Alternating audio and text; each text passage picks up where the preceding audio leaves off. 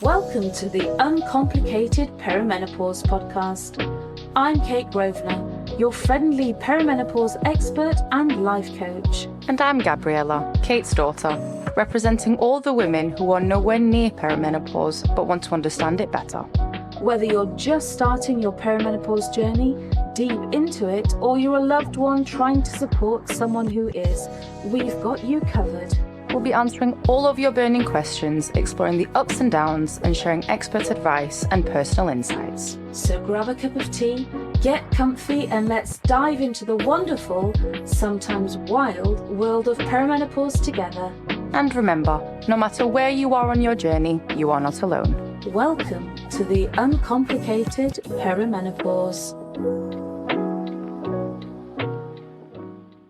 Hello, my darlings, and welcome to Series 3, Episode 3, Series 3 of the Uncomplicated Perimenopause podcast. I'm Kate Grosvenor, a perimenopause expert and life coach. And I'm Gabriella Grosvenor, Kate's daughter, here to learn with you all. Yeah, we've both had a hair change. Yeah. I was just looking at myself in the screen thinking, I've just cut my hair off and you've gone ginger. I'm ginger. I am naturally ginger, for everyone to know, because when we started it, I was blonde. And it was when I just went blonde, we just started. So for everyone, I am actually a ginger.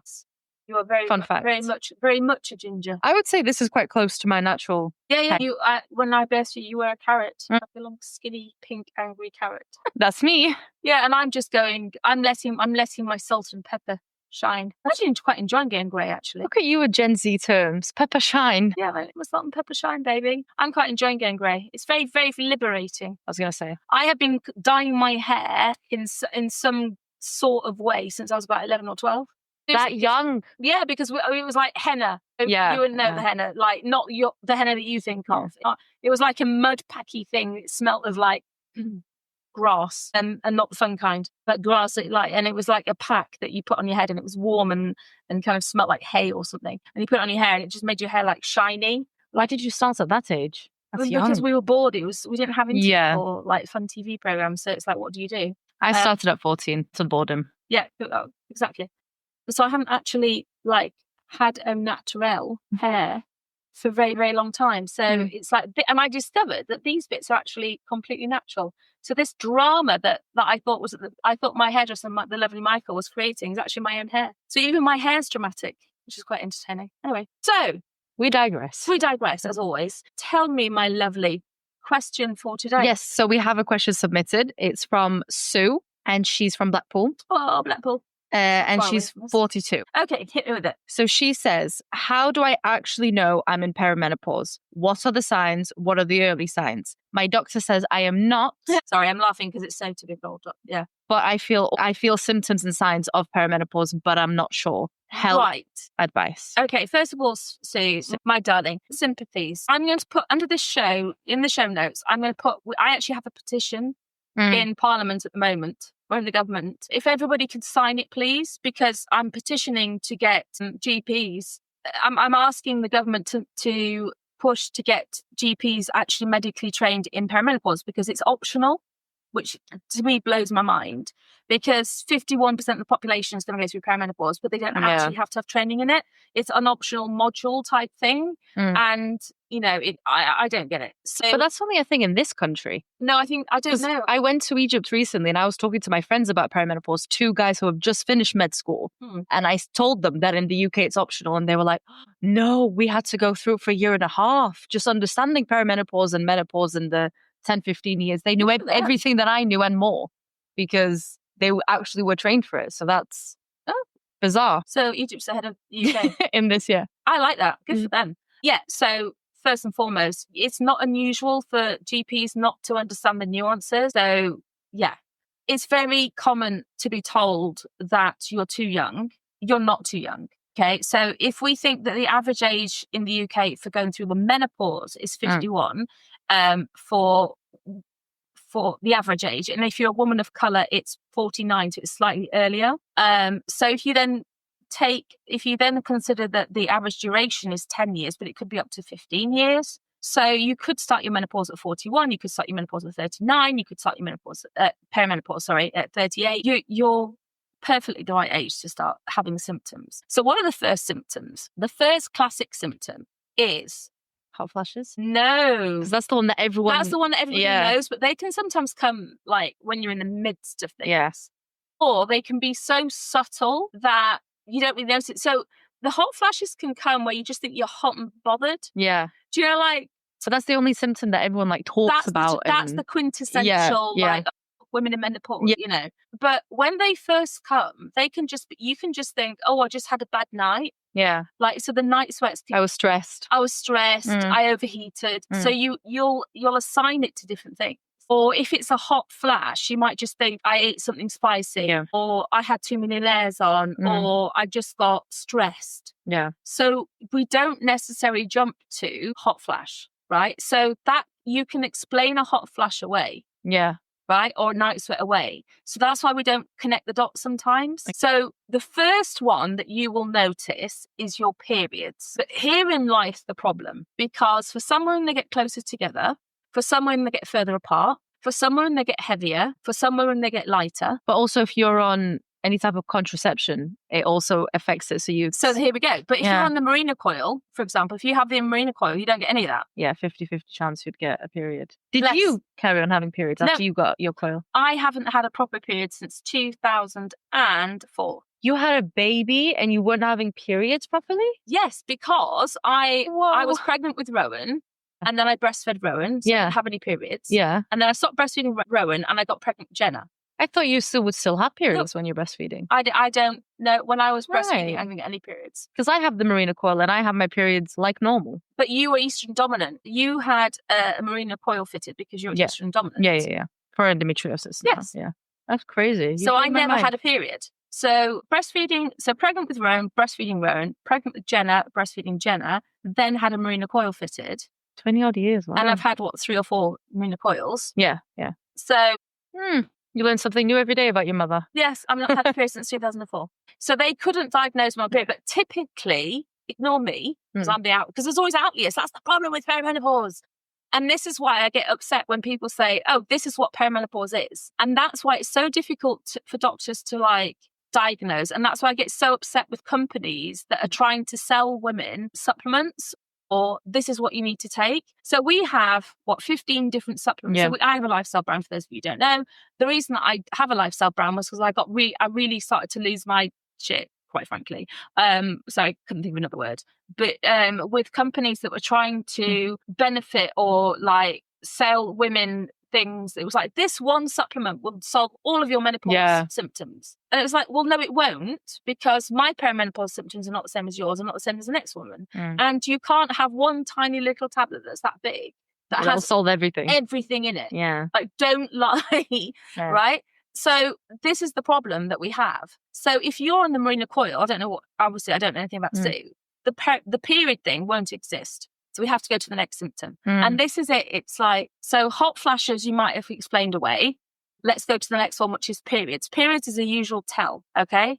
But every woman's different. So some women might say, well, my periods are getting closer together. Yeah. Other women it's further apart. Some women it's heavier. Some women it's lighter. But something is happening. If you're still having periods, something is happening. What if they're regular? It can happen as well. But that's usually, if something's happening, that's the beginning of perimenopause, right? But it can be. So your periods tell all.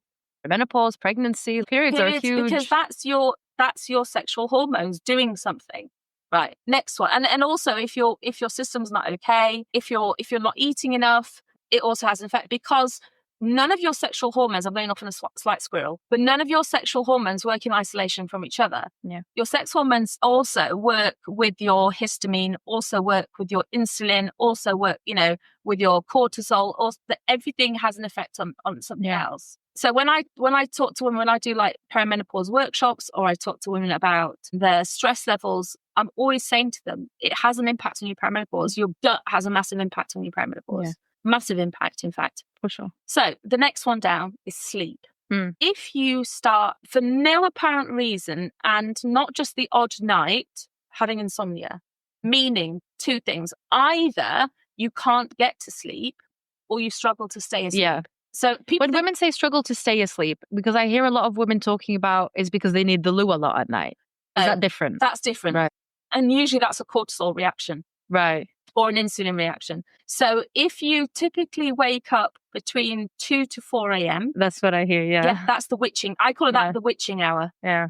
Okay. And it's quite often a cortisol thing. Right. So you're not managing your stress significantly and your cortisol wakes you up. And you'll know if it's cortisol because you wake up and your brain is wide awake. Yeah. So your brain wakes you up and there's not a chance you're going back to sleep. Like you're bing. So like, you know yourself, you're a night peer, right? Sorry to out you like that. But It's you okay. are a night peer. But you can go back to sleep. So you go to the loo, go back to sleep. Yeah, that's why I'm like, wow. But if it's a cortisol thing, you might wake up and go to the loo, but your brain is so, because cortisol is your wide awake hormone, right? That's why you say to women, don't have a coffee in the first hour and a half of the day because you're wasting your coffee. You know, in perimenopause, we shouldn't really have too much caffeine because it's stimulating and it dehydrates us, and we have to be careful with how much stimulants we have. So if your cortisol wakes you up, you'll know because your brain is like, bing, I'm awake. And now the problem with that is once you're wide awake, you're scuppered, right? And it must be so like... It's soul destroying. Yeah. It's soul destroying. And it upsets so many women because this is the thing. If you're not getting enough sleep, it has a massive impact on your mental health. And interrupted sleep is even worse. Yeah. Well, I mean, not enough sleep, interrupted sleep, they're both rubbish. And it impacts your relationships because it impacts your mood and it impacts your food choices, which impacts your insulin levels, impacts your job as well. Everything. Yeah. Everything. Right? You're talking about every single impact of your life. If you haven't had enough sleep, and in perimenopause, we actually need more sleep than we used to need. How much do you need in perimenopause? The typical thing that we say to women is that you need 78 hours of sleep a night. We actually biologically need more sleep than men. Because we deal with more during the day. We deal with more during the day. We multitask. Oh, I was just being... No, it's fact. Men wake up, they do what they need to do, they go to work typically, and they come home, right? Women wake up and they're like, what do the kids need to do? What do the pets need to do? So-and-so's birthday. When do I have to do this? And we're like, get hair and makeup ready, walk close. Yeah. And we're literally thinking on 29 different levels before we even get to work. Men wake up, they go to work, they come home. And we're at work and we're starting to think about what's going for dinner. So I'm not being misogynistic. I'm not being sexist when I say this, but it's fact. We're dealing on different levels. Okay, we've got multi-channels working. Okay, because we're the carers, we're the nurturers. Typically, we're thinking about the pets. We're thinking about school trips. We're thinking about vet bills. We're thinking about all these different types of things that men can compartmentalize much better than we can, because we're thinking about all the different things that we've got to get done. So because of that, we actually need more REM sleep, and we need more deep restorative sleep because we need to balance our hormones, and our hormones do their work in the deep sleep, so sleep stage 4. And the admin of our brain needs to happen in REM sleep. Now, REM sleep only happens when we've gone, so we start in sleep stage 1, which is we're still awake, but we're dropping off to sleep. So we go sleep stage 1, 2, 3, deep sleep. 3, 2, 2, 3, and we only get into REM sleep when we've done one full sleep cycle. Is REM like the 4? The rapid eye movement. Where you're sleep. When you're dreaming. No, you're actually quite close to being awake. Oh. So it happens in sleep stage 2. My God, I'm learning so much soon. Right. Sleep stage 2. So it goes 1, 2, 3, and there's a debate now. They used to say 3, 4, and now some people are saying sleep in a few stages. Whatever you think. So typically we used to say sleep stage 1 is when you're drifting off to sleep, and we call it the hypnagogic state, because sometimes you visualize things, or you have that jerk, okay, or you think there's something on the end of your bed, whatever. But you're going to sleep, and you go sleep stage 1, 2, 3, 4, 3, 2. 3, 4, 3, 2, and that's when you dream. So and then you go to like maybe 4 to 6 sleep cycles a night, and we need enough deep sleep to restore our hormones and to boost our immune system. And that's essential in perimenopause because our hormones are up, And then when we go up to the sleep stage 2, once we've completed a full cycle, we then need REM sleep in sleep stage 2, and we're doing a lot of admin, right? But the restorative sleep is important for us as perimenopausal women. So we need more sleep in general because we're so exhausted. So we need that restorative sleep. But as women, we need a lot of admin sleep because our brain does more multitasking. Yeah. And that's why we get frustrated. Admin sleep is good. Admin sleep is good. And in perimenopause, we've got all the brain fog. So we need that to just help as much as we can, because our hippocampus in our brain, we're going off on a psychology neuroscience lecture, I do apologize. But in perimenopause, the hippocampus can actually shrink because of the lack of estrogen. And the hippocampus is the one that's responsible for the formation of new memories.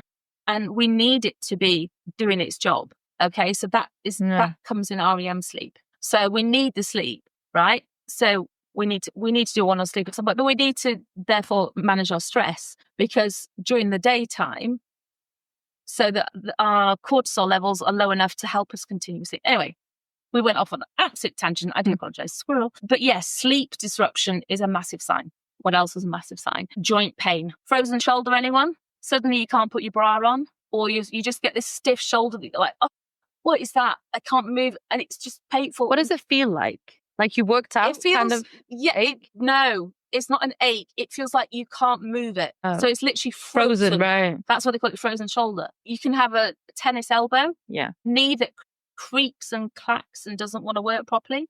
Plantar fasciitis, which I had for ages. What is that? So plantar fasciitis. So there's like a spongy little, like a layer between your heel and your inside, and where it just starts to get inflamed and very, very painful. So you can't walk properly. Why? Why all of this? Oh, you tell me. It's the gift that keeps. What is this? Plantar fasciitis is very common. Tennis elbow is very common.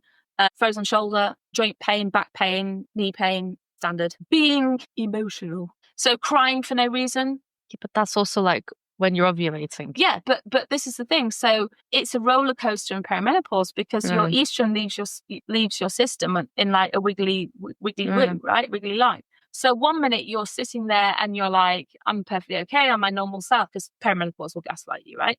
So you feel completely normal, you feel like your normal self, you're doing fine, no worries. And then the next minute you're bursting into tears at an Andrex advert. So you women in perimenopause are how we feel in the 4 days, 5 days that we're ovulating all the time. Not all the time, because sometimes your balance between your progesterone and your estrogen feels normal. Yeah, you can be a normal human being when you're ovulating, but some days and then you're crying. Yeah. Oh. And then sometimes we have the rage. We just need to marry a good man. That's the advice I'm going to give to You know, the thing is that in perimenopause, because you're losing your estrogen, the estrogen is the thing that makes you a nurturer. But biologically, and I'm not saying that everyone has to have kids, by the way, because it's a drag, don't do it. No, I love you, don't really. But your estrogen, you're given estrogen, so you're a nurturer. Yeah. Biologically, you don't have to, but you're more nurturing because you've given the female hormone to nurture. When we lose that hormone in perimenopause, we become less nurturing. Fact, right? So you then want to spend more time on your own because you want to nurture other people less. And you also want to stab them in the eye when you get the rage. The rage is very real. And it's towards anybody. You just don't breathe. Don't look at me in that tone of voice. That's real. No, it's real. And perimenopause rage is very, very real. Like, don't mouth breathers, loud chewers. Jenna's going to do horrible. Slow walkers. That one. That one annoys me now. What? Why are you walking so slowly? Like, what? Why have you got all the time in the world? Because they have joint pain. Yeah, no, but it's just like random people. And they walk in like gangs. Like, what are you doing? And they block the whole pavement. The whole pavement or the whole aisle or the whole... Like, just move. Just walk in a line slowly. Just and we'll see you from a mile away. And I'm a life coach, so I have to be nice and chill and sunny and happy.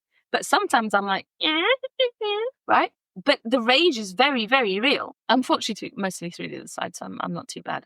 But it's like I feel when like people... I've learned a lot today from emotions. Right? My gosh. Here to help, babes. Here to help. I just think, what am I going to be like? Well, I probably won't be around to see it. Actually, I might, but no, I will be. We've learnt you could be as young as 35 and feeling perimenopause. That's in 10 years for me. Oh, dear. I know. That's in 10 years I could start feeling. Even in 20 years, I'll only be myself. Yeah. You'll see me get to the other side. Anyway, at least you'll know it all. You'll spot the signs. So that's another one, the rage. And it's the other, and it's feeling just losing interest, I think, in some of your hobbies or losing interest in things that used to bring you joy. So it's like you might have had a hobby that you just were passionate about and suddenly you're like, oh, I don't fancy it today. I just don't feel like it. No, meh.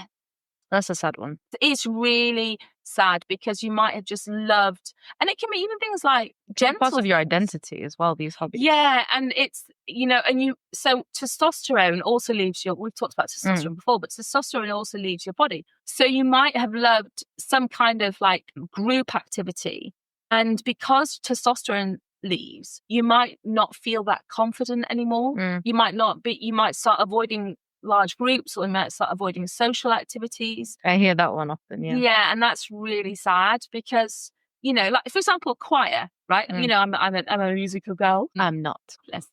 And being in a choir, singing together in a choir is really, there's something magical about it. It lifts your soul. Now imagine you've been doing that your whole life and suddenly you're like, I don't want to be around people. That's in itself is so sad, because suddenly you're missing out on something that actually feeds your soul. Or if you played sport with a group of women, like let's say you're in a women's netball league, and suddenly you're like, I don't have time for their like camaraderie. I don't have time for their like chit chat or whatever. Like I can't bear it. They're all talking about me, because you can like get slightly paranoid, or you can get slightly like insecure, and you stop exercising because that was the one thing that you did, and suddenly you're like, no, not doing it. So that's awful. That whole, you can get anxious in certain social situations, or really start avoiding people. I think that's quite a common one as well. So yeah, I think those, start with those as signs that, to me, so periods, sleep, joint pain, hot flashes, night sweats, kind of feeling that the whole emotional roller coaster, feeling meh, and avoiding things that you used to love. I think, Sue, those are signs. Is libido a sign as well? Yeah, but that can come a bit later on. That's not necessarily, because you might also just be like, I've been with you for so long.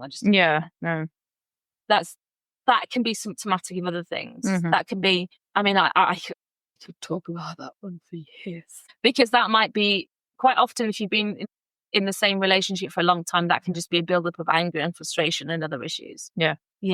A lot of women in perimenopause have lost their libido, but it can be for a variety of reasons. All right, my darlings, I hope that helps. As I mentioned, I'm going to put into the show notes the petition that we have in the UK. You have to be a UK citizen to sign it, but if you are a UK citizen, we'd really appreciate it if you do sign it. I'm going to also put into the show notes about my perimenopause membership. It's a great place to go. It costs £9 a month. It's a great place to go if you want to have more resources. I do a monthly masterclass, which is always informative. Sometimes it can be on things like weight and perimenopause, not in a kind of like you all need to lose weight kind of thing, but just in a kind of, if you are concerned that you're gaining weight, what can you do?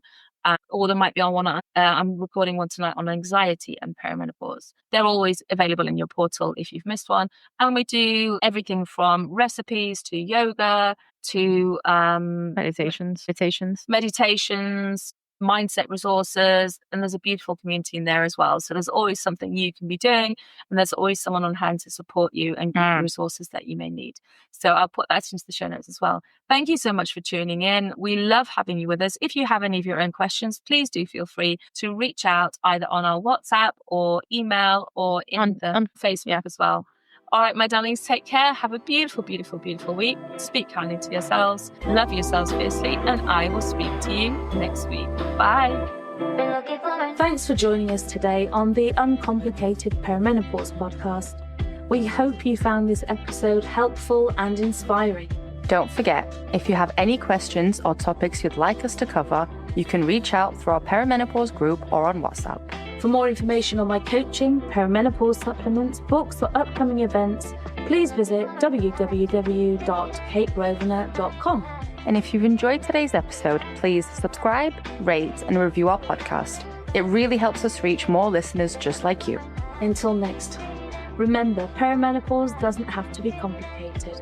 We're here to help you every step of the way. Stay uncomplicated.